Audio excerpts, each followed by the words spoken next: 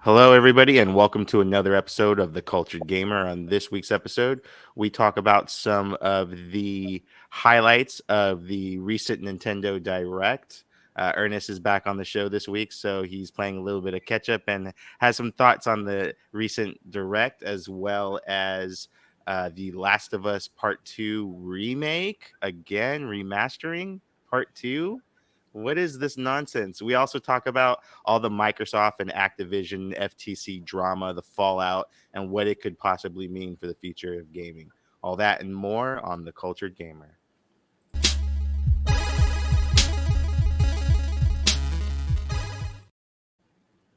Ernest, welcome back, man. Yo, welcome back, everybody, as well. It's been a minute, but can't keep us down.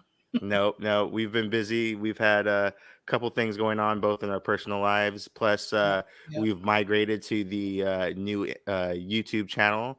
So that took a while, and we didn't want to do new episodes while we were still migrating all the episodes over to the current channel, to the new one. So um, yeah, so that took a minute, and so we're live. So Yeah, it gives everybody a chance to kind of catch their breath, catch up on some episodes, hopefully. yeah. So, um, real quick, Ernest, what have you been playing? Oh man, so I pretty much polished off Control Ultimate Edition. Yeah, definitely a very memorable game. I think I might go for the platinum on that one, which I don't usually ever really do. Hmm. I think I'm like maybe 3 achievements away from that sweet, awesome victory. But man, that game is a game changer. It's a really special game. Those of you that have played through it know what I mean. I didn't know what I was getting myself into. Right now, I'm playing Ghostwire Tokyo. I'm having a pretty similar experience. Um, Game needs you kind of have to fiddle with it a little bit to get it to work to its full potential. Hmm. Um, but it's an amazing game. The haptics and the the feedback on the controller is just really has me spoiled. Is really like something special. It makes like every encounter and like everything you do in the game makes it just more satisfying. And Hmm. I love Japanese games, Japanese culture. So this game is kind of like a dream come true. Like if you took this game and instead of being in Tokyo, you put it like in honestly for me anywhere else in the world, and I'm really not interested. But it's set in Tokyo and it's just beautiful and awesome. It's kind of like a virtual tourist kind of game. So Hmm. yeah. Right on. Other than that, banged out a little Streets of Rage 3 today. Again, lots of great fun. I did make mention on Twitter that look, if we're really being honest with ourselves, and if you search deep within, you will know it to be true that Streets of Rage 3 does best Streets of Rage 4 in almost every way, in my opinion. Of course, these are opinions only. Um, but Streets of Rage 3, has a lot going for it. The Streets of Rage 4 is a fantastic game, but I have a lot of gripes with it. It's spiritually not truly following the line of the other Streets of Rage games. The art style is just something completely different, for better or worse. It's Hmm. not it doesn't feel like it's part of like the same universe. That's for sure. The gameplay is not, in my opinion, not as advanced or tight as Hmm. Streets of Rage 3, and I really love that chaotic banging bass and that Hmm. music. Some people really like Streets of Rage 4 soundtrack. I could consider maybe 2 songs. Perhaps I need to give it more listens, but I'm sorry. I thought 2 songs were pretty good. Other than that, completely forgettable soundtrack. Hmm. Game is cool. It's alright, but Streets of Rage 3 is, in a lot of ways, it's better than Streets of Rage 2. Yeah. On that though, is what I'm saying sacrilege or what? No, definitely not. You know, I don't know if I've mentioned this on the show before, but about a decade and a half ago, um, a couple of buddies of mine and myself were developing a demo for Sega, a proof of concept demo for a new Streets of Rage game. And art wise, it was actually very similar in visual tone to the current Streets of Rage 4 in terms of the high res visuals, hand drawn animations.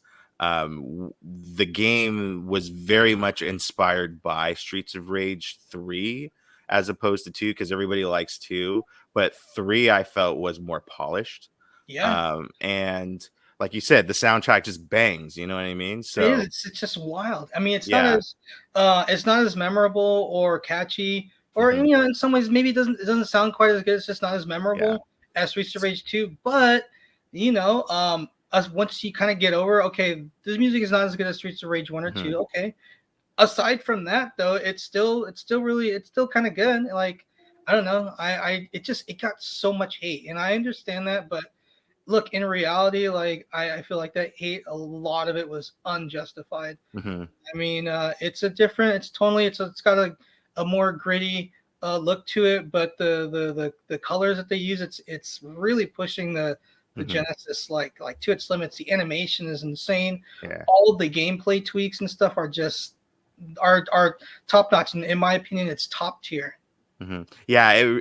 Going back to the project that we were working on, it's I wish I still had some of the assets. My friend who was a roommate at the time, Travis, he was working on this game really, really trying to push this proof of concept to Sega.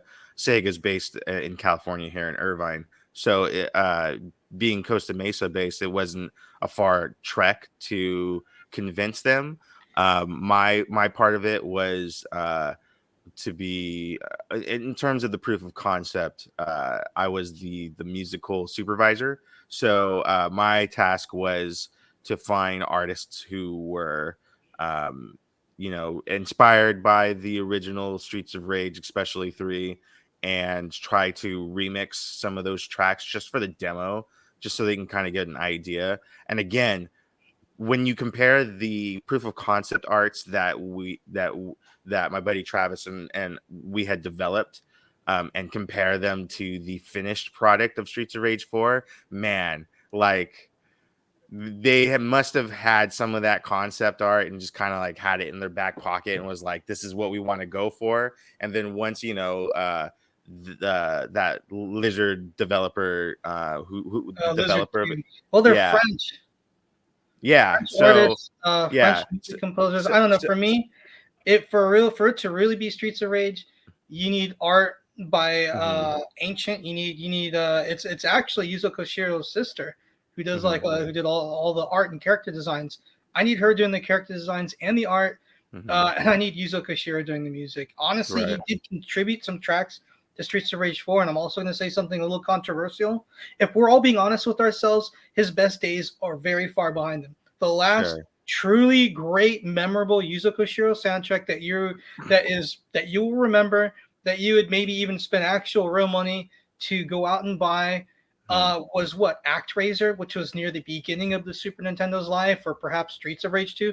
What has he really done that was so great after Streets of Rage 2? That was like so good that you would want to go and buy the soundtrack. I love Yuzo Koshiro for sure. But if we're all being honest with ourselves, at least I'm being honest with myself and with all of you, uh, I feel like the 16-bit era, that was it. Same goes for Nobu Uematsu. As far as Final Fantasy music is concerned, I feel like Final Fantasy 13 soundtrack, which was not even him, I feel like that soundtrack was a lot better than Final Fantasy 10 soundtrack. Of course, music is subjective, but well, that's just my piece on that, and that's all I got to say about that. yeah. So, uh, in terms of what I'm playing, I'm still playing a little bit of AEW. I kind of been busy the last couple of weeks, I'm so hearing it's pretty good, actually. yeah, it is good. I love it. Yeah, it's like it's not Yeah, bad at all overall. yeah, it's not as deep of a learning curve as the 2K games, especially the recent one. It's definitely a throwback to the older games, but the older No Mercy, Akai, Ukes games of N64. But it's like the elevation of that in terms of like the mechanics and It's kind of gameplay. evolved, basically. Yeah, it's like the evolved version. You have 2 strikes, you've got a kick, grapple, run. The 2 different strikes definitely, add to it. One thing I did find slightly disappointing was the lack of features in that game. There's no Iron Man match. There's no cage match. They have a battle royale. They have falls count anywhere, and they pretty much have the Texas barbed wire death match. And then they have your 1-on-1s, 2-on-2s, 3-on-3s, and that's kind of really it. They have a story mode, and they have a creator wrestler that leaves a lot to be desired in terms of visuals and like uh, option in terms of all the options that are available to you. Um, they're definitely going to be fleshing the game out in future updates. They have a update that they're promoting right now that's Stadium Stampede. People who watch AEW know that Tony Khan owns the Jacksonville Jaguars, and so oftentimes they'll if they need to end a feud that's like getting out of control, they'll usually end it in the Stadium Stampede. And they've done it a few times in the last few years. And basically, what it is, it's a free for all, brawl for all.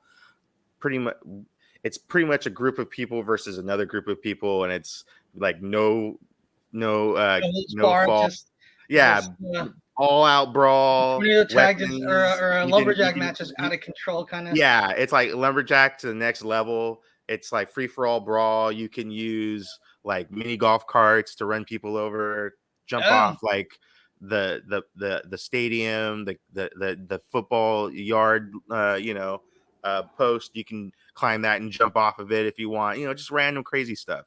Um, but it's usually to end a group feud. They usually use this, so it's a new mode that's coming out, and it's got a plethora of features within that gameplay mode. So looking forward to that. And then the DLC as well. I'm waiting for that to go on sale.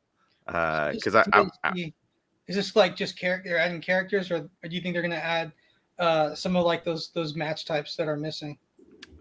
So from early note, it looks like they're good. It's a little bit of both. It looks like it's going to be a little bit of additional content for the creative character, but mostly it's really to pitch the extra characters. Um, the first season pass has FDR, Dax, and Cash, who are if people who watch Collision right now know that they're in a promo right now with CM Punk in a trios tag team. So they're feuding with the Bullet Club right now. They are adding Danhausen. So that'll be fun. I don't expect them to be extremely strong, but I do expect them to be very evil. So that'll be kind of a goof character. That's like picking Dan in Street Fighter. It's like he's the weakest character, but Right, but if you win as him, ultimate bragging rights. exactly. And then Matt Hardy's DLC. So yeah, definitely looking forward to that. Ernest, let's get to some of these Nice. topics. So we didn't do a show when the Nintendo Direct dropped, Right, no, and we didn't. that was a couple weeks ago. Dust has So cleared. so you had a couple games that you wanted to talk about. I grabbed some of the visual key art for that.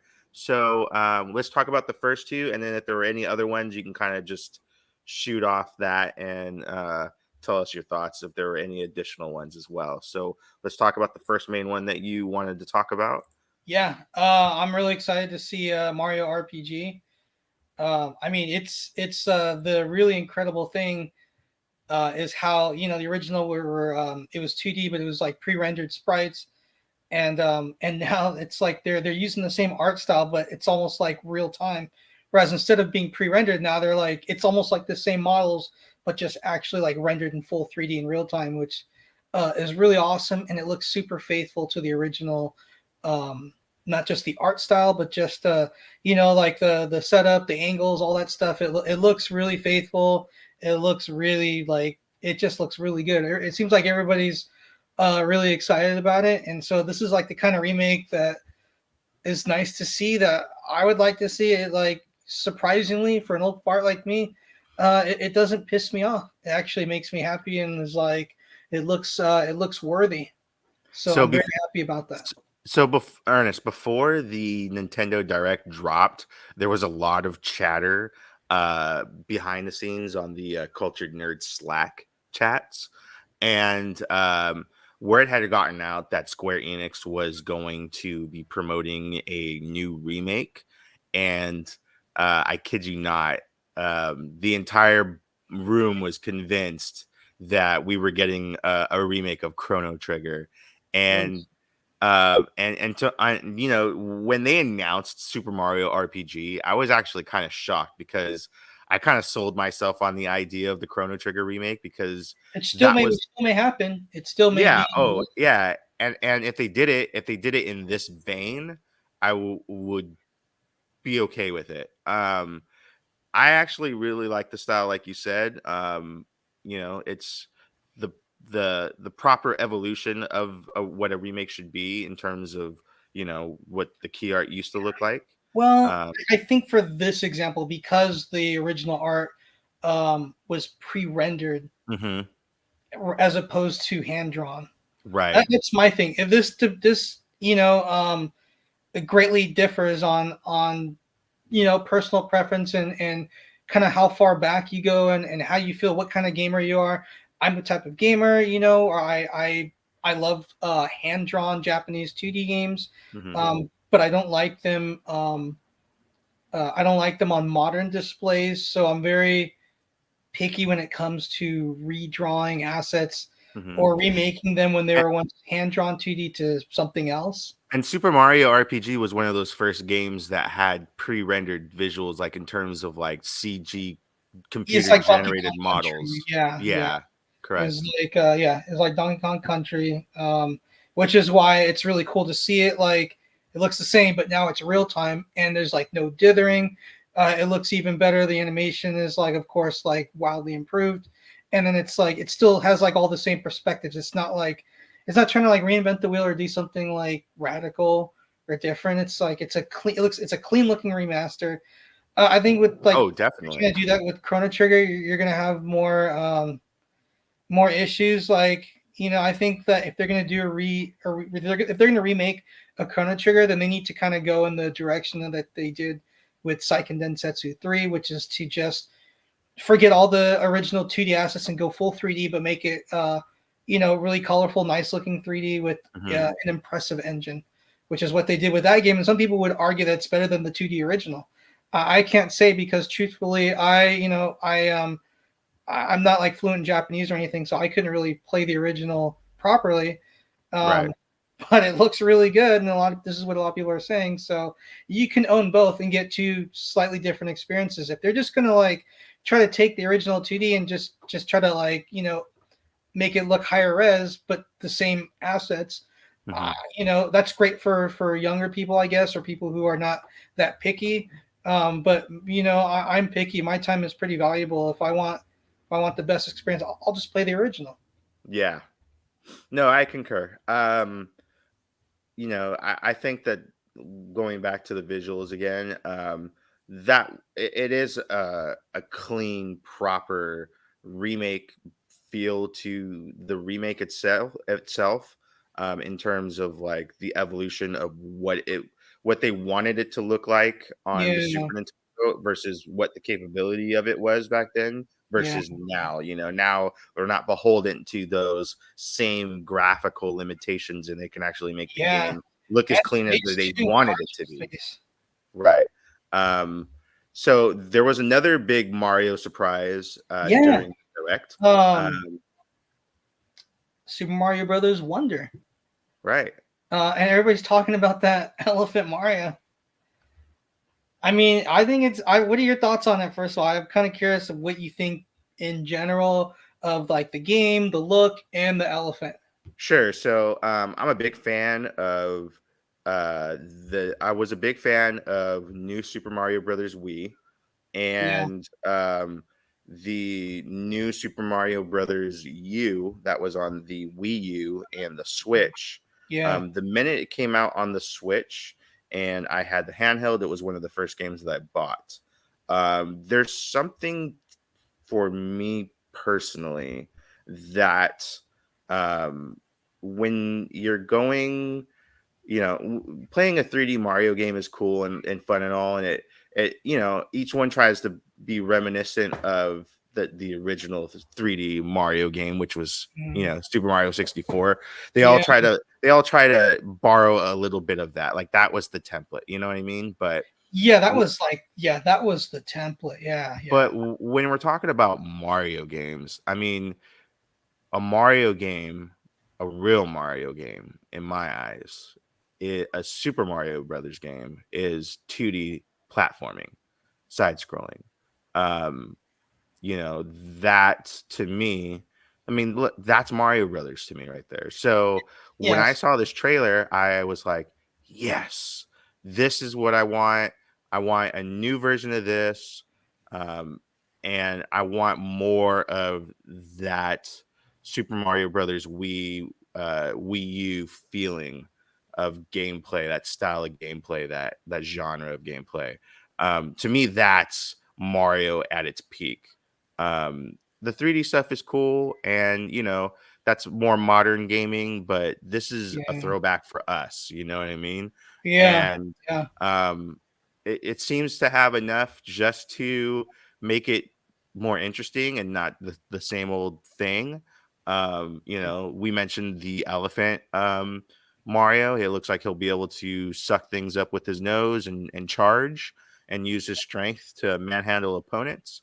Um, it's obviously 4 player, and much like the previous Mario's with Wii and Wii U, uh, being playing cooperative doesn't necessarily mean that we're always playing cooperative. You know what I mean? Sometimes Luigi can get in your Right. way or prevent you from getting things or get power ups first that you may have needed. So there's a lot of Kinda there's a strong crowded. Yeah. there's a strong teamwork element to it. Um, yeah, I love it. Um, Final thoughts on Mario Wonder, Ernest? Yeah. I pretty much like everything you said personally. Kind of falls in line with how I feel. I love like the 3D Mario's. I feel like when Mario went 3D, it was one of the few existing franchises to make that jump that made it like really successfully. And to this day, I love the all the new 3D Mario's. The ones I didn't like Mario 64 the way everybody else did. I still love it. I didn't really care for Mario Sunshine that much. But it's not like it's not a bad game or anything. I would have it on my shelf. But real true Mario is like true Mario is side scrolling, 2D.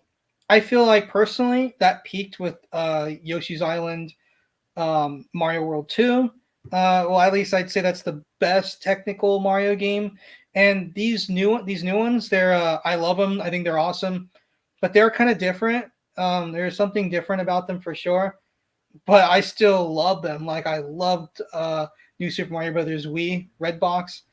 Some people don't like them. Some people felt like, yeah, that one was cool, but when it got to like the Switch one, which was the port of the Wii U game, that it just kind of looked too similar to the Wii version. I'm like, yeah, that's true, but when all is said and done, still a great game. Still really fun, creative, great. I don't think it's quite as good as like Mario World or Mario World 2, but aside from that, I still think that they're really solid, really good, really fun, worth your time. Hmm. And this one is exciting because it looks like those games, but they did a little bit more. It's definitely not just like you know um, like DLC for it, like expanded DLC. It has its own kind of unique little advanced look to it, Hmm. and the elephant looks cool. So like I'm definitely gonna get it, Did and you I'm have excited. any other? Did you have any other standouts from the direct? Probably I forget. Those were the two that I kind of like remembered as being like real big surprises. Mhm. I'm sure there's something I'm missing. I forget, but um, Yeah, no I'll, Chrono Trigger announcement. I'll definitely be picking up Metal Gear Solid Master Collection on the Switch. That was kind of a surprise for me. I mean, I kind of expected it to come, but I didn't at the same time because I didn't know if the Switch would be capable of it. And It and, can and run. I know that's an old game, but it's not just Metal Gear Solid 1, it's 2 and it's 3. 3 could be pretty beefy, especially if we're doing the uh HD collection version, which it Well, is. yeah, that's my concern. That's my worry is that why get the unless you really want to play it on the go, Mhm. which that could be a good reason Well, depending on how. here's the thing, like again, the Switch is both the home console and the portable. So, I Yeah, but you're mean, sacrificing. You are well, sacrificing for that portability. It's not as simple as just, well, I can play both. I can play either at home or on the go. Why wouldn't I just get it on the Switch? There are going to be cutbacks. mhm. Well, they've already said that the full game is not going to be on the cart; that it's going to require a download. Um, Yeah, I mean but it's but 2000. in terms of cutbacks, I mean, I wouldn't want to expect a lot of cutbacks because we are talking about a PS1 and PS2 game. Yeah, but even with Metal, even still, I feel like you're gonna get resolution and performance cutbacks or issues. Mhm. Um, Again, I would only on a on a personal level, I would only recommend if you really got to have it on the go, which I is a gotta have it on compelling the enough go. reason. Then I feel like that's I definitely gotta a have it on compelling the enough go. reason. You may want to double dip on it though, depending on how this version turns out. Well, here's the thing too. I still have the Master Collection for PS3, and I still have Peace Walker and HD Collection on Xbox 360, which is BC on Series X, and that's going to be the best way to play it. So if I really want to like go balls You're out and like safe, pick yeah, the best way to play it, it'll be on my Xbox, which I'm already doing. But that's just like a kid whose favorite game, like my son, he plays Dragon Ball Z Kakarot. He owns the PS4 version. It's backwards compatible, so there's PS5 version, and he has it on the Switch. So he's already beaten the game 3 times on 3 different consoles. That's like me with the Metal Gear. If it comes out on a new console, I'll you're probably getting, just I'm getting it. yeah. So it's I one of hear those. that. It's comfort gaming. Like Yeah, gaming comfort food. We all got it. We all love it. Hey, I'm almost certain I've triple dipped. oh, Actually, I I've have. I've triple quadrupled it. dipped. I, Doom is a game that I've infinite dipped Doom so many times that the infinite dip. yeah, the infinite Doom dip. Like Infinite I've doom bought dip. that game so many times, each version too. So like I especially the first one. So like I can't even tell you. I bought the Super Nintendo version. I bought the PlayStation version. I They're had a all good 30 versions. All you I had need. a 32X for a short amount of time, and I bought Wow. the Okay. 32X version. Like every single console that I've ever had, if Doom exists on that console, I've had it. Series X 360, I have it.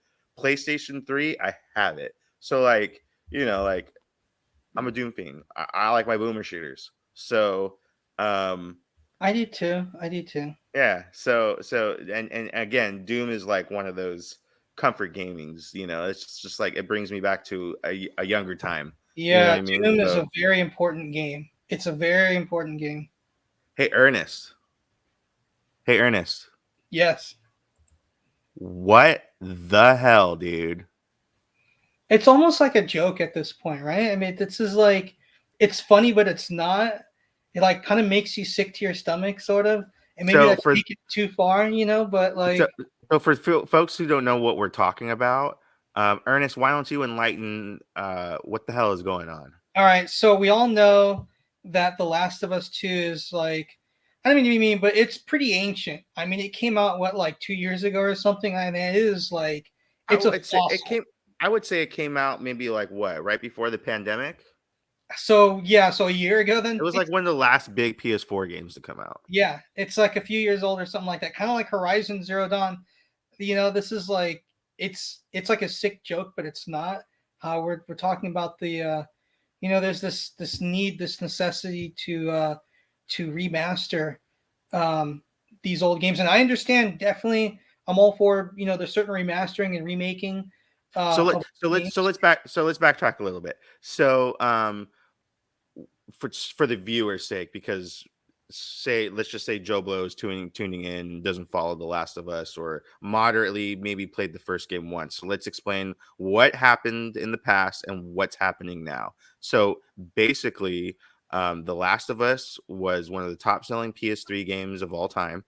And when the PS4 generation introduced, it was one of those games that they ported over to PS4 and took advantage of the additional hardware. It got a bump in frame rate and resolution as well, due to the PS4 hardware, and they labeled it The Last of Us Remastered. And it's Uh, fantastic too. It's not like just an improvement. It's almost like a perfection on the original recipe. So fast forward to the PS5 generation about 7, 8 years later, and with the pending arrival of the Last of Us TV show, Sony decides that it's a good idea to once again release The Last of Us as a quote unquote remake. But it's essentially the same game with modern nuances that were put into place in the release of The Last of Us Part 2. So this new remaster slash remake for PS5, which they dubbed The Last of Us Part 1, is essentially the same game for the third time. And they obviously released it so they could take advantage of upgrades in the game engine that they're using, because the the Last of Us Part 2 was such a step up in terms of visual fidelity and graphical art, in terms and when compared to the first one, even the remastered version for PS4, you could see that um it was a graphical difference. With the PS5 version, there are moments where it looks a lot better, and there's moments where it's almost not even noticeable. But what's happening now, Ernest? So now they're doing that same thing, but with The Last of Us 2, which is not that old. I mean, it just came out on the PS4, and there's a PS5 patch for it, which gives you 4K at 60. So, I mean, if they're remaking Oh, it, so that patch exists. We know that yeah, for a fact. Okay. that patch exists. So it's like, okay, so then like what are we like what are we doing? So I mean, they're gonna update like the models, the lighting. Maybe we'll get ray tracing, maybe not, because again, ray tracing is very expensive. Mhm. Again, we'll probably get an updated lighting and shadow system. Again, better models and stuff like that. Maybe some tweaks to the animation, but like it's like, okay, I mean, like, why? And I know everybody's like thinking, well, look, dude, like at the end of the day, if you don't like it, that's fine. That's totally cool. You don't have to buy it, but let the other people who want it buy it. Well, Mhm. yeah, but you know what? I still think that's completely true, but I still think that's like completely stupid, first of all.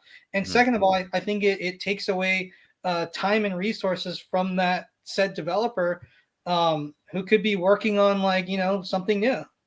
Yeah. I'm not saying that they're not Or working on The something Last new, of Us 3, just taking or away resources from something doing different, that. bring back Jack and Daxter, or, some of the other games Yeah, that you whatever worked next on and project that they're developed. working on, whatever Yeah, that they're working on now, this is only taking something away a different. small amount of focus or resources, and Yeah, it's like the people that buy it, they're perpetuating this crap. no, Yeah, you don't have they to buy really it, are. but like you morons that are buying it, you're part of the problem there. At least in Yeah. my opinion. That doesn't mean that I'm right. That's Here just how I feel. here's the thing. I won't begrudge anybody of wanting to buy the latest version of their favorite Yeah, game, sure, things get because going, but it's ridiculous. I'm like that with Doom, like I just mentioned, and I'm like that with Metal Gear Solid. So, um, so when Fair Snake enough. Eater Yeah. Delta comes out, I'll be in line day one to get that. But here's the thing: this developer has the talent to do other things, has exceeded doing different things in the past, and they've really been cooking in this mindset for the better part of a decade and a half. Yeah, decade and a half. And What we've gotten is The Last of Us. two It's like, games. all right, Yeah. dude. Like, I'm not even saying we need another Uncharted sequel. Uncharted, I love and is great, and they've moved from that and they did like The Last of Us. It's like, yo, dude, all right, like during all that time, there's The Last of Us 1 and The Mhm. Last of Us 2. All right, dude, what else you got in the cooking in the kitchen, man? Yeah, so Like, so and so Sony's basically, got Horizon. They're doing the same thing with that too. And it's like, dude, Horizon is not that old of a game, and that has a PS5 patch, which again gives you 4K 60. So what are we like trying to like improve on? yeah. Like any game that's like 4K 60 is a pretty good looking game.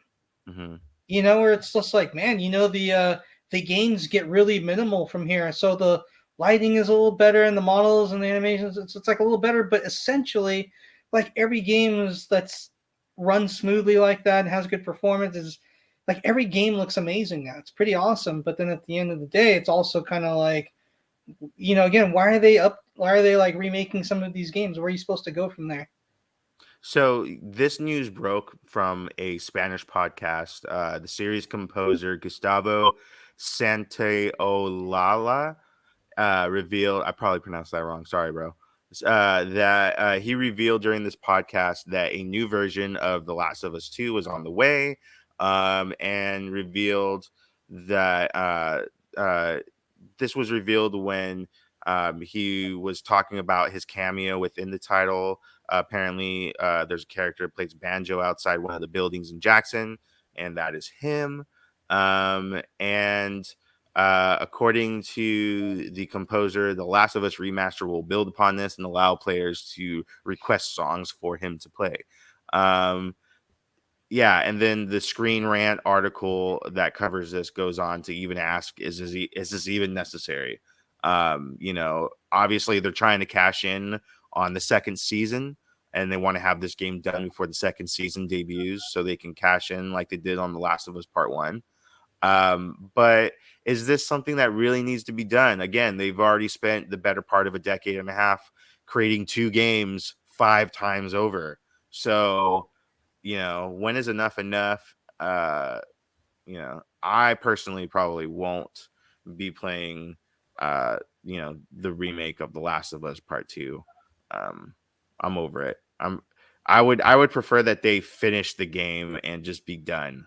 You know what I mean, Ernest? Like, I'm not paying extra money for it. Like no, definitely not. I would I have the second one all at 4K 60 on PS5. That's more than enough. Yeah, like I mean, What if are it they gonna was add? free, I'll play the new version. But if I'm not gonna pay any actual Yeah, other than real money graphic for it, fidelity, like you said, some ray tracing, and maybe I'm one or not two paying more money more just for some ray blades tracing of grass. I'm shadows. not gonna pay 70 bucks. Honestly, I don't look at shadows. I'm too busy like playing the game. Who Yeah. the hell stands there and looks at the shadows? Like Digital honestly, Foundry. they could be fake for all I care. If it looks atmospheric and moody, and I'm Yeah. like, oh, that looks really cool, then I could care awesome. I'm less. like looking at it Yeah. being like, it There's looks more cool, important but it's things not than an shadows. actual. It's not an accurate shadow. Like the light is casting the character from this angle, so technically the shadows. I'm not doing that. Like I'm Mhm. like playing through, and if it looks great, I'm like, that is awesome. Like I played through Control and I'm playing through Ghostwire Tokyo right now, and Mhm. both of those games have ridiculously amazing atmosphere, lighting, and it could be like, wow, the lighting is absolutely accurate.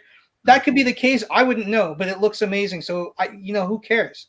I don't want to waste computing processing power on the Yeah. accuracy of the shadows when that processing power could be spent making sure that the performance is good. Are you kidding? Yeah. Yeah, it just seems like a waste of resources, when you can release a patch that makes the game backwards compatible on PS5, which it already is, but you could just Oh, if release this was that happening on as PS6, I would still be kind of like, well, maybe PlayStation 7. And we Yeah. can talk at PlayStation 7. Yeah, give us some room to let it become a classic. Dude, yeah, You know what I like, mean? yeah, I Like don't that even game feel wasn't second that game. game wasn't very well received when it came out, so I don't know It why was they're in a mixed. I hurry don't to know. remake. It was mixed. A lot of people really, really loved it. A lot I of think I people had read more issues. unfavorable stuff about Yeah, but the I feel second like game. that's due to certain character and story elements rather than the Oh, game definitely, itself. And so, definitely. story's cool and all, but I'm not gonna base a game being good or bad based on that. It's all about the gameplay. Although Sure.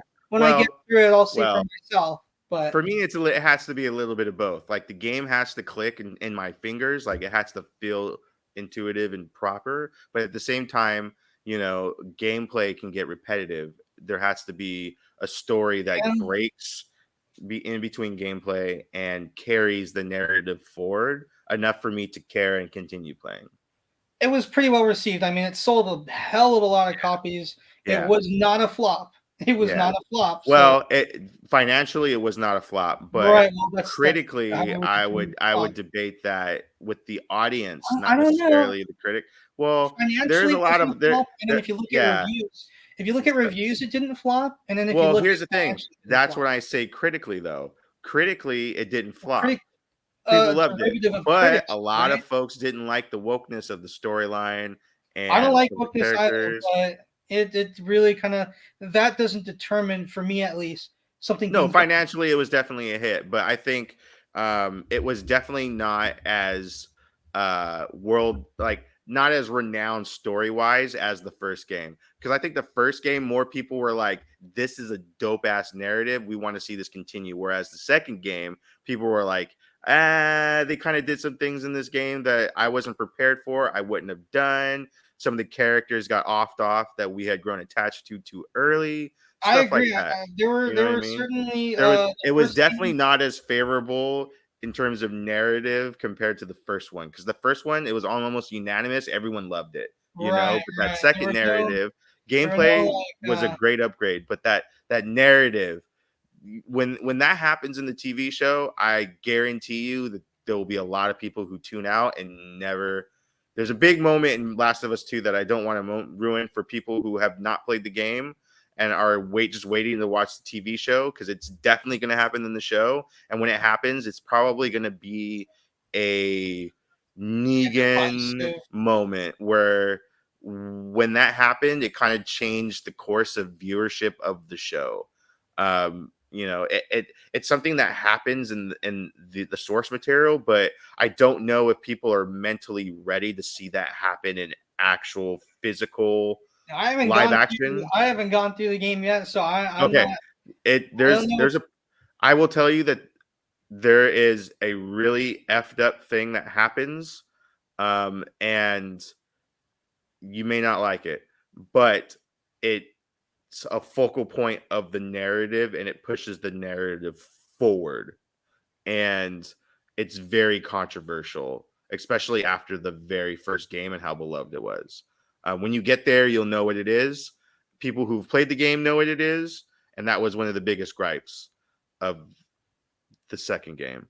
I'm digressing here. Let's finish this topic real quick. Last of Us 2 being remake doesn't need to be remade right away, I think. And I agree with you that it's way too early to be remaking this game. It's like almost funny that it's even being talked about. Yeah, like I mentioned, It's not even an early PS4 game. It came out like what they like should be doing is they should release a PS5 update for the first game, or the second game, obviously the PS4 version. They did. Yeah, but here's the thing. They developed that game, and like it's still like it's not like the remaster and then The Last of Us Part 1, where it's like you buy one game and you get that upgrade, and that's the No, version going. No, I that's know that, but here's the thing. But like, if I buy The Last of Us Part 2, it should give me this new one. this new one. Yeah, yeah. You know I what I mean, I mean? feel that way about Now, the. the developers would probably disagree because of all the work that's going into it, but as a consumer, you would expect that. You know what I mean? Like, I mean, if you yeah, already bought the it's game, that would be good consumer practice to say, hey, we have this new version. It's so that version that's out right now is not built from the ground up for PS5. It's enhanced for PS5. Yeah, but again, It's but the like the PS5 thing is, version. It's the PS5 version, right? Like it's the still a PS5 PS4 version. game, yeah. Right, but it's still a However, PS4 a game. PS4 game still is not that is not that No, indistinguishable from a lot of PS. no, it's not nothing to That's the you problem, can use the especially you at can play 4K 60. It's hmm like, okay, on PS5, how much more are we really gonna like right. Well, improve that's this what I thing? mean. It's There's a we're bit, but we're there's a little bit, but we're entering the point of diminishing returns, and I think The yeah, Last of Us big Part time. 1 proved that. Yeah, yeah, So yeah. And this is w- gonna be even more so. right, exactly. Because yeah, exactly, And it's like, exactly. even the Because first one was very questionable. This even more so, and it's like more so than the remake of the first one on Mhm. PS5. I Right, and because that game on PS4 was still a PS3 game with minor enhancements, higher frame rate, and higher resolution. They took that PS3 game and enhanced it. That's not the same as what The Last of Us Part 1 is. The Last of Us Part 1 is a completely built from the ground up, but it's the same game. You get what yeah, I'm saying? So like that's which is a it's testament because even taking like the root based PS3 game, all the updates that they did for the original PS4 remaster, it's a good, still like a really good looking game. Like it really yeah. makes me Oh wow. yeah. You just It improved definitely that frame rate on the PS3 version, up the res a little bit. Dang, it looks pretty damn good. and here's the thing, those PS3 assets were high quality to begin with, but Yeah, yeah, obviously they just dropped yeah. them down lower resolution so the game can run. Right, But right, yeah, you're not yeah. beholden to those restrictions on PS4, PS5. Hmm. So yeah, like I would just release if I was in charge of Sony as as an act of goodwill, I would say whoever has probably not economically sound to do it, but if I was in charge and you have the PS4 version of The Last of Us Part 2, you put the disc in, and it gives you the new built from the ground up PS5 version free of charge because you've already paid for this game. And essentially it is the same game with minor enhancements. Maybe offer maybe a $5 to $10 upgrade. They do that Yeah, sometimes. yeah, yeah, I'm yeah. okay with that. You Yeah, know, I'd I rather think do it's that than cool, pay but yeah, 70. I yeah. could sleep with $5, $10 going towards the To upgrade. just That's have okay. the find the new definitive version or whatever. Right, exactly. Sure, I And guess you could whatever. still make that version, the new built from the ground up PS5 version, the de facto version to buy on PS5. So if you want to buy the game on PS5, that would be the version that you are allowed to play. Or, if you have the disc version of The Last of Us Part 2 and you pop it in, it's still backwards compatible. You know what I mean? Like again, it just seems like it's just a necessary workload to be created. I don't know. It's. I mean, let's be honest. Dumber decisions have been made. Like I'm a Sega, uh, Well, I'm a hey, Sega kid, but some of these decisions you think like I don't own a business. I don't have a business degree, but I don't know. Even I have a semblance of common sense that would say not to make some of these decisions. Even if I was somebody who didn't play video games, for God's sake, like I don't mhm. understand some of this how some of this stuff happens. It's like Speaking of you may not play video games, but you do like money. So like I don't understand why some developers are so allergic. speaking of dumb decisions, Oh so man, jeez. so I believe it was either today or yesterday. I think just recently, today, I would assume. Um, what time is it? 12? Probably yesterday at this point. Microsoft announced that they are ending their Xbox Live Gold um, program. And I'm a little upset about this. I'm a little sad. So after 21 years of creation, the term Xbox Live is being retired. Xbox Live Gold is being changed to a tier of Game Pass, a new tier that they're introducing called Xbox Game Pass Core. And this begins on September 1st, 2023. In order to enjoy online multiplayer and various benefits, you must subscribe to the core version um, minimally. But there's a bit of controversy in these Game Pass tiers. This is not the only new tier, and we're going to talk about that as well. But let me proceed. The price of core will be the same as the existing Xbox Live Gold price tag, which is $9.99 a month or $60 for the year. All existing Gold subscribers will be converted to Core subscriptions once the uh, the new service kicks over. Um, if you are a subscriber to uh, Xbox Game Pass Core, it's a mouthful to say every time.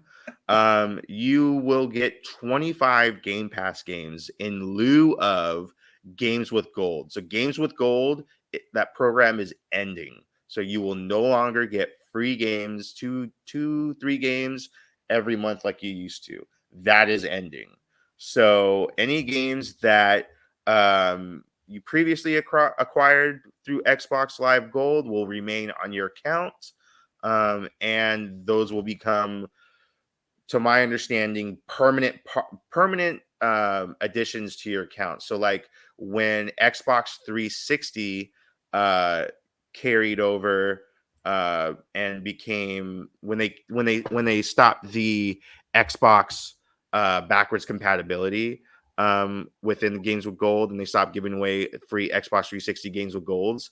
They made all the games with gold games that were 360 games that you redeemed a permanent part of your catalog. So whether you have Xbox Live or not anymore, those games are downloadable and playable. So that was awesome.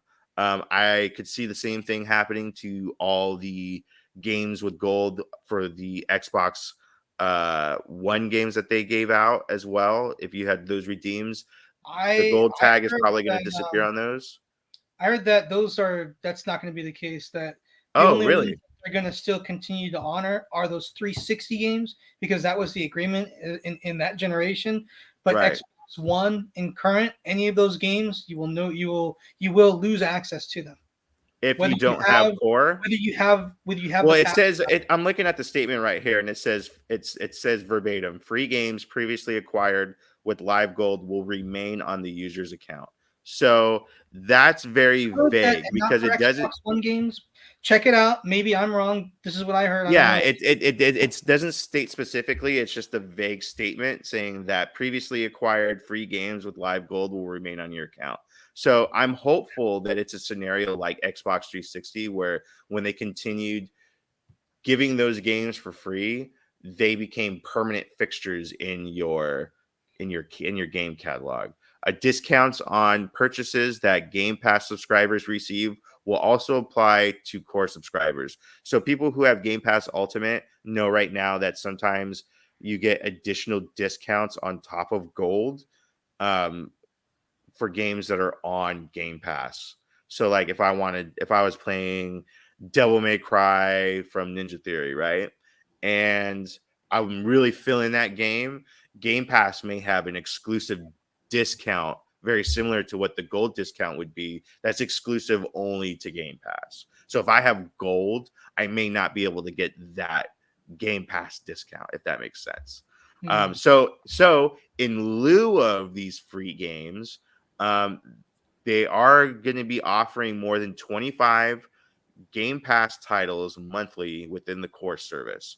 Now, the games that they will be starting off with are Among Us, Descenders, Dishonored 2, Doom Eternal, Fable Anniversary, Fallout 4, Fallout 76, Forza Horizon 4, Gears 5, Grounded, Halo 5 Guardians, Halo 2, Hellblade Senua's Sacrifice, Human Fall Flat, Inside, Ori and the Will of the Wisps, Psychonauts 2, State of Decay 2, Elder Scrolls Online, Tamriel Unlimited, and Microsoft states that this list will grow in the coming months.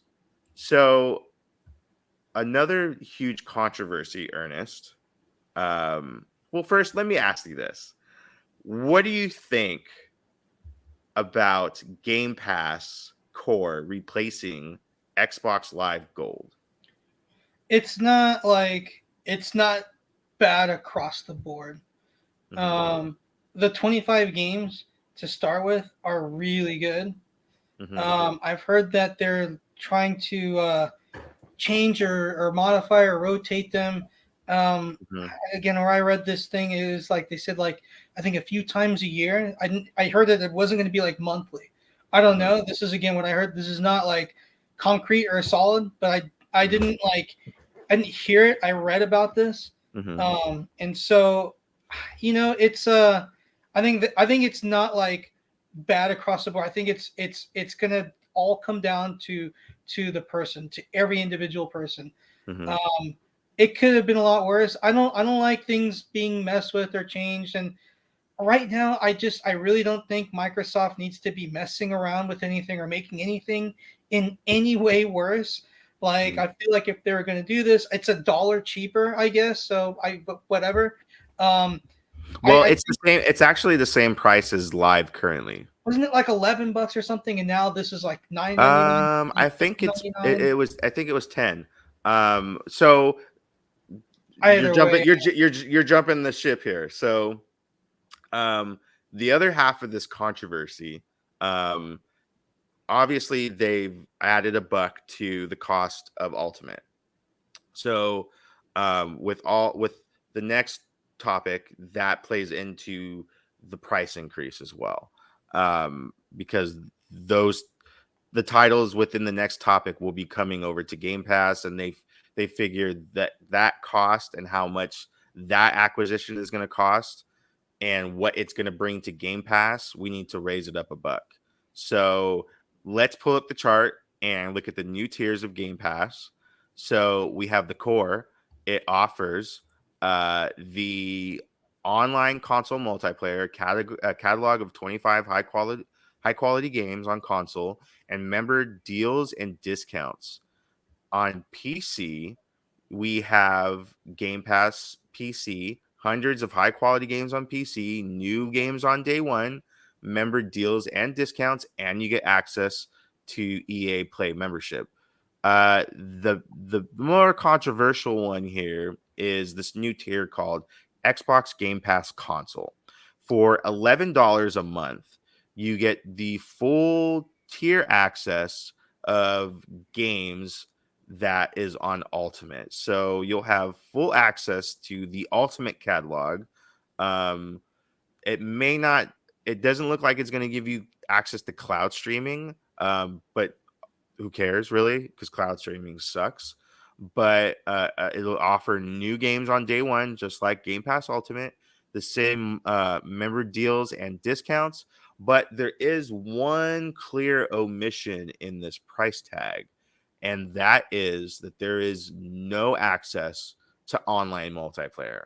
Now, this has a lot of people up in arms right now and very upset about this tier even existing. Obviously, it's just a lure to get people to subscribe to Ultimate. They're going to offer hundreds of games. A good third of them will be multiplayer based or have multiplayer functionality. And obviously, those people won't be able to play it because there's no multiplayer. So let me ask you this, Ernest. What's the point of Xbox console? Okay, well, I'll tell you this. This tiered list that you've got is really it really makes it clear. I actually I'm the kind of gamer that I am. I actually like this, to be honest. I'm not gonna Mhm. lie. I like it because if you want to like kind of if you're just sticking to your gold, whatever, yeah, it kind of sucks that the core is changing a little bit, but So instead of like 2 or 3 games a month, you just kind of like get access to like a bigger lot of games. It's gonna like A change. fistful of games. Yeah, it'll change here and Mhm. there. But you know what? Like for $10 a month for that tier, you're kind of really looking at just getting like online multiplayer, and then you get some games to play, Mhm. whether it's like the 2 3 a month or you get a slot of 25 games. I mean, realistically, if you're looking to just kind of get online, then that's a good tier for you, with or without those games. If you're looking to get online and you want all the games, then you're gonna probably be looking at Ultimate anyway. Mhm. And then for somebody like me who's like, I like Ultimate, it's kind of expensive, but it's a good value. But I don't play online. I just want to like play all the games and stuff. I don't need the online. If I could get a version of that where I didn't have online and it would be cheaper, that would be awesome.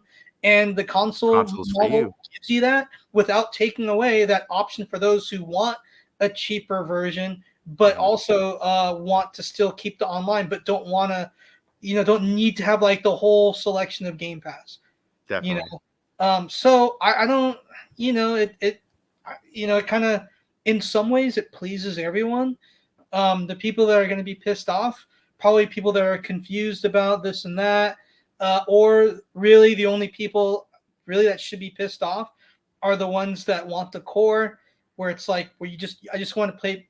I don't want to pay a lot. I want to be able to play online though, and I liked getting like 2 or 3 games a month. And instead of getting that, now I have just like these 25 games to choose from. I don't know. I don't think that that's that bad of a situation to be in. If you're really that concerned, you know what? Be a real gamer and buy your games then. If you Yeah, want to stream and do online, I then think pay for that's Ultimate. kind of what the I think that's kind of what the core package, the core tier is kind of for. It's kind of for that person who wants to play online, Yeah. and that's the priority for them. But don't necessarily need the Yeah, 400 those games two that come with games, Game fine. So Pass. you're not getting your two, You know, 3 games a month. Well, you get 25. You want more than that, then pay $5 more a month, or what, $6, $7 more a month. Get Ultimate, or just buy the game that you want, like on sale or something mhm. like that. I mean, and and let's just be honest here, because you did say this here, and I agree with you.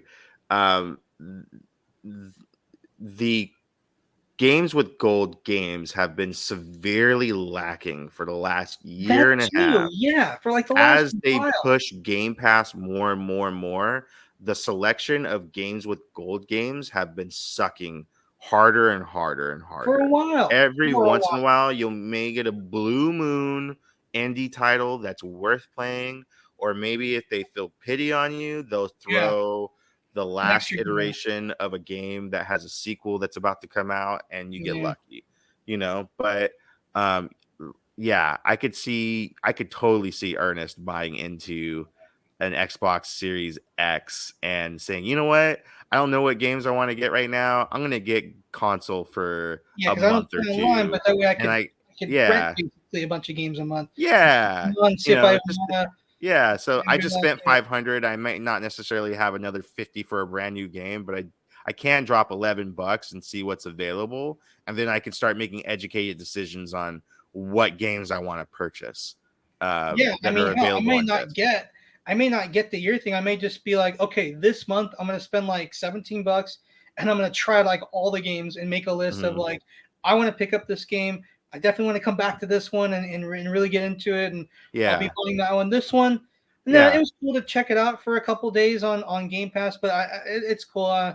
You know, Yeah, it's like when the hi-fi when the hush hush games like Hi-Fi Rush drop yeah, you quietly and can they're check on it out Game Pass instantly and be like, first, oh, and you're like, I'll wait for a "Yeah, sale on that one or something. Like, yeah, do let you me know, try this first and see if I like it, and then if I, yeah. hunt a Sometimes the retail version community, or get a sale sometimes, on a digital copy. That way, when I don't have to pay the $10, 11 bucks a month, I own that game already. It's like part of my catalog, you know what I mean? yeah, sometimes the internet community, gaming community goes nuts over a game, and I check it out, and I'm like, I don't get it. Like Mhm. I'm like, this is Yeah. like, or I get it, but this game, this is just not for me. This is totally not up my alley.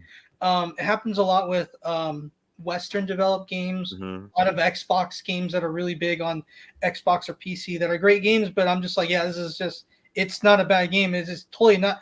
not my type of game. Like everybody's going nuts over Diablo 4, and if I didn't know what Diablo was, they would have me all convinced that I'm really, really, really missing out. But I know what Diablo is, and it's like totally awesome, but it's like it's just not my thing. So So like speaking on Diablo, we're gonna move on to the last topic real quick, um, because there's a lot to cover in this topic, oh and yeah, we're already pushing an hour. So yeah. I let's jump actually into don't this real have too quick. much to say on this last topic, so I'm gonna let you take. So, so you're gonna have a lot to say, trust me. So, basically, within the last week or so, the FTC has closed their arguments against Microsoft, Xbox, who are attempting to purchase Activision Blizzard. Sony is not happy about this because they believe that Call of Duty itself is too big, and they're concerned that if Xbox buys um, Activision, then this will allow Xbox to learn maybe some inner workings of Sony, some of their future tech to come, and yeah. So Sony has been actively trying to block this deal. Um, Within this pending FTC lawsuit.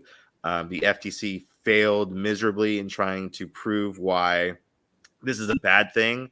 I mean, it doesn't take a rocket scientist to know that this obviously equals less opportunities and less creativity and stifles, you know, competitive practices within the industry itself when you take out one of its biggest third party publishers and make it first party. The other concern is that um, they'll attempt to monopolize the industry in both the console space and the streaming space, which was a big concern for the UK board of commissions and trades. They're more concerned not with Call of Duty bringing the fan base over to Xbox exclusively, but they're more concerned with Xbox's growing cloud streaming uh, initiative. And so the UK Commission felt that the streaming aspect was is too small now, and they've already have a monopoly on that, and they figure that with purchasing Activision, who is, you know, they also own King, which is, you know, Candy Crush is one of the biggest mobile games ever.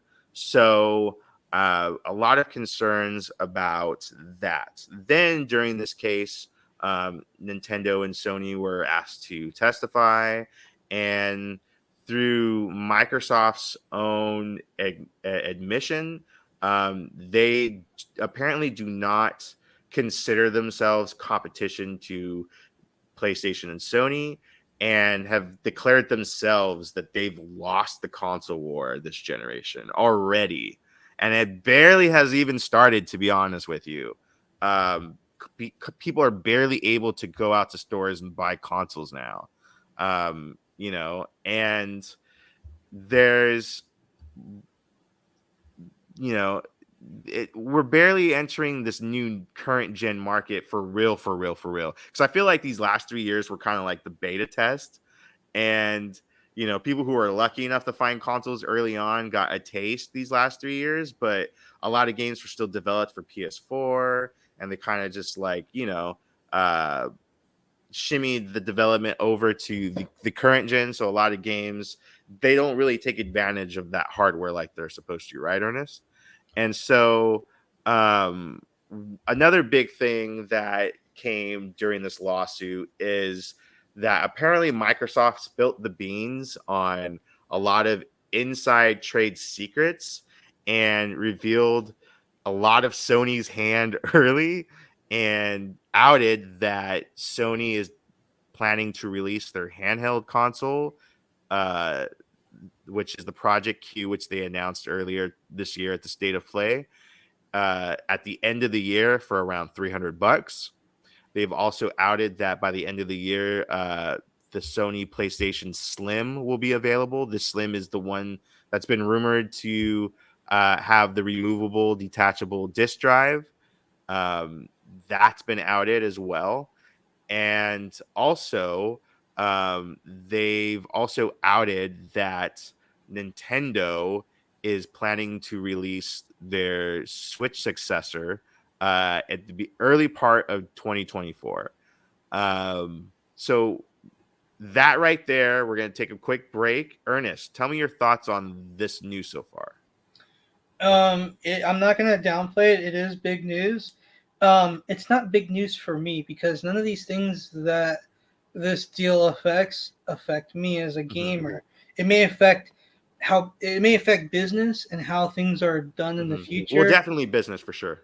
and not necessarily in a good way, Mm-hmm. because it's kind of showing that a company like Microsoft with this amount of money, um, is like kind of like flexing their muscle a little bit, and nobody can really like compete on that in that kind of arena. Mm-hmm. Um, but I don't know. I'm Is it fair personally not. practice, right? I'm sorry. Is it fair practice? You know what I mean? Like, Um, is it morally fair to scoop up all these studios to attempt to? Because another thing too is that in these emails that have been made public, Microsoft has been very clear that their intent is to outpurchase Sony to the point where they cannot compete, and they have no problems scooping up developers. Like they've well, made you it know what? No, abundantly I clear. think it is. Look, I think it is fair because at the end of the day, Hmm. software sells hardware. Hmm. You can only buy so much. Like all the buying that Microsoft has done. Remember when they were like buying up all those studios like several years Hmm. ago, and they're going to start making all these freaking games, and like nothing ever happened. And honestly, even if they do, the types of games that Microsoft makes are like not the types of games that I play. In this acquisition, I don't do streaming, and I never will. And whenever, well, you know what, it's gonna happen. Like in the future, that's all you're gonna play. Well, you know what? Then that's the day I stop playing. I've got a good backlog. I could Yeah, play games to the end of my days and never have to touch cloud gaming. And that's what yeah. I intend to do. Number one, and then on the other side of the coin, that's one side of the coin. And on the other side, with all the studios, Activision, Blizzard, King. I don't play mobile games. I don't play Call of Duty. I don't really play Activision games. So I don't play Call of Duty, and I Hmm. don't play Blizzard games. I don't play Overwatch. I don't play Diablo. I don't play WoW, and I don't play StarCraft. I don't play any of those. I don't play any of those franchises. Hell, I hardly play um, Elder Scrolls. I like Hmm. Oblivion. Skyrim's cool. I'm not going to buy an Xbox to play Skyrim 2 or whatever the next. I'm not going to play Elder Scrolls 6. I'm okay. I love Fallout 3. I love Fallout New Vegas.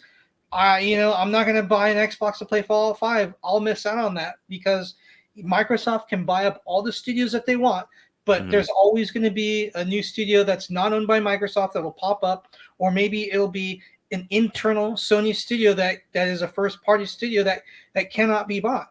Just like Nintendo, you can't. I mean, Microsoft is big, but they can't buy Shigeru Miyamoto. So another part of this story is that obviously the FTC lost their case. They appealed it, and then almost immediately the appeal was denied. So other than the UK commissions wanting to see what Microsoft is willing to do with the streaming aspect, it looks like that this deal could close by end of week, if not early next week. Um, it, Well, it, Microsoft's not in a good situation. They're getting outsold 2-1. yeah, I definitely, yeah, easily, maybe even that. I think It, it might be yeah, higher than that, conservatively, dude. I agree. I I think it's think higher than it might be 3 or 4 to 1, to be honest I with you. agree. And so Um, and two to Microsoft's one on the, I believe it's more like 2 to 1 on the Switch at this point because yeah, Switch going down. yeah, everybody's Whoever got to won switch a at this point. Switch kind of has one by now. Yeah, I mean, Yeah, I honestly when they 5 to 1 launch actually new on the hardware and Switch stuff, I'm like, who the compared to hell is Sony. buying this? Who doesn't already have a Switch? Right. So But like Micro's avenue is like they're like, yeah, we're not, but they do have Game Pass, and Sony does not. Sony like does not. They have their own thing, but it ain't no Game Pass. Sony doesn't have no Game Pass. well, here's the thing. Yes. Here's the thing. I would argue that because I have both consoles and I subscribe to both services, I would argue and I would think that you'd be hard pressed to prove me wrong in that the Sony PlayStation iteration of their subscription program is a better deal overall than Game Pass. And I'll tell you why. Game Pass typically offers, and this is including EA Play, because when you sign on to Ultimate, you also get access to the EA Play games as well. They bundle into Game Pass. So with that, you're looking at about 300 to 400 games realistically. And I've done the math for PlayStation because I wanted to know what the difference was. And at any given time, the PlayStation Plus service has over 600 games. Yeah, but you have to consider also, is this not including legacy games, PS1, 2, and 3 games? No, that's what I'm saying. It all encompasses that. So Yeah, so but then the thing is the Game Pass, so is not. It's like these are all Series X games, though, right? no, that's not true. They include the entire generational span of Xbox. So Oh, you so have even Xbox Xbox 360. OG, you have Xbox OG games on there. You have Xbox Wow. 360 games. You have Xbox One games, and you have Series S and X games on there. So then, okay, so why is Game Pass so? Because PlayStation has the better catalog. Yeah, but okay, so but they yeah, have so they're increasing number of PS1 games. Okay, uh, they all are based on they're all PS4 based emulation. So you have that. However you feel about emulation, whatever. That's not important at this moment. So you have a pretty hefty beginning catalog of PS1 games, and they pretty much have the big hitters: Final Fantasy, um, you yeah, know, like Tekken, Twisted Tekken, Metal, Twist. They just added Twisted Metal 1 and 2 um, because the show Jumping is coming. Flash. I think Right. they even have Motor Tune on there. Yes. So yeah. So and on top of that, you also have PS2 games as well, and they're adding those slowly as well because the service just started like about like less than a year ago. So it's still rolling out, but so then you have that. Then you have the PS4 games, which are vast, and there's a lot of great PS4 games, and most of the good ones are available. I would say 90% of the games that are worth playing, that are the big hitters, that are like the 70 plus Metacritic score, are on there, like the big ones. And they rotate them out constantly. So like, you can have one game for X amount of months, and then you can have they swap them out. The weakest part of this program is the PS3 streaming games, obviously. Um, and those kind of damper the experience a little bit. There's a lot of PS3 streaming games. So if streaming is not your thing, you can automatically eliminate those. But even if you eliminate those, you still have a plethora of PS4 games, some PS5 games, PS2 games, and PS1 games. And even in just those, um, it's a lot and it's enough. And some of those PS3 games got PS4 ports that are on the service. So those key games that you would probably want to play that are PS3 games, like, God of War 3, that can be Yeah, I just played played on the the PS. remaster, and yeah, Right. You just play the remastered version. yeah, It sucks because there are games like uh Puppeteer, which I love. Thank you, yeah. Ernest. Ernest bought me the retail copy that I I had been saw it, and searching I knew you for. didn't have it, and this was right Yes, before people started realizing, oh getting yeah, hip that to it. Puppeteer game, yeah, it actually was really cool. I can't believe I missed it, and Right. once So you go now out it's and find expensive, it but now. Ernest got it for me when it was cheap, relatively.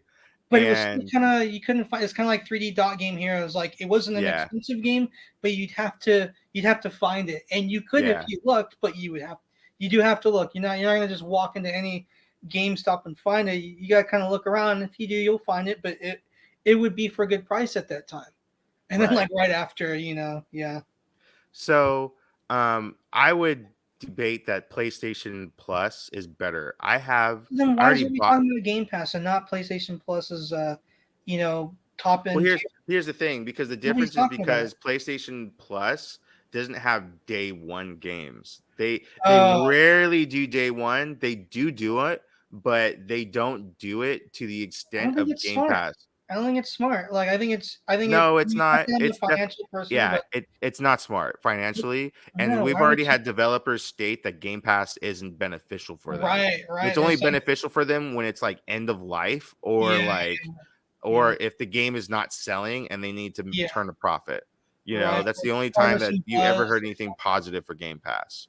You Yeah, know, yeah. because if you could pay it, you could play it within the paid membership. Why would you pay extra for it if you don't Right. have Why to? would you buy it if Like, you didn't what's the have to right incentive? then and there? Right. You could spend that money and buy something that's not on Game Pass, and then just not worry about that game because it is on Game Pass. Right. And by the So time the other, it leaves, the maybe other it'll be big, different. the other big kicker. I want to hit this real quick before we wrap up. Um, Sony has signed a binding agreement with Microsoft that was announced a couple days ago, right before the weekend, and basically they've signed a binding agreement with Microsoft that will allow Call of Duty to appear on the console for another 10 years. However, this deal does not include other Activision titles. And the word is that it won't. And the rest of the entire Activision catalog will remain exclusive to Xbox. So I did a little bit of digging into their back catalog, and this includes Crash Bandicoot, Tony Hawk, Sekiro, Spyro, Skylanders, King's Quest, Prototype, Geometry Wars, and more. Yeah, I So don't see the problem here. I don't see so any new here's titles from those franchises that I'm losing so sleep over. no so the ones that I would probably be more concerned about, obviously there's Call of Duty, right? But that's staying. Yeah, but I'm a real Um gamer. I don't play Call of Duty. but here's the thing though, you know, three of these titles are PlayStation legacy titles in Spyro, Crash, and Tony Hawk. Yeah, it's really weird. It is really. I'm ignoring everything that I've said. It's definitely totally super weird that Crash Yeah. Bandicoot and like Spyro and yeah and Tony Hawk are. It's weird. It's Yeah. super weird. So I'm not losing sleep over it because they've seen their best days. Their best days are far behind them. If I want Crash, most likely I'm gonna go back and play 1, 2, and 3. mhm. Four Oh, looks you pretty should good. play. I'll Yeah, check you it should. out, but I Tony like Hawk, the remastered versions. My kids play them a lot. the remasters look cool. So if I want to, I can play those too. I can play the original Tony Hawks. The remakes make of 1 and 2 looks great, and 1 and 2 are the Mhm. arguably two best games in the franchise. And I have it. It's Um, great. if you want Spyro, you can play the originals, or you can play the remastered set. Mhm. I mean, what was the last good new Spyro game? You tell me.